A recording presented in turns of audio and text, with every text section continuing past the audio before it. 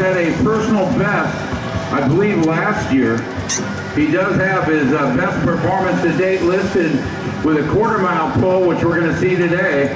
The best he's gone is 6:01 with a 7 at 243 miles an hour.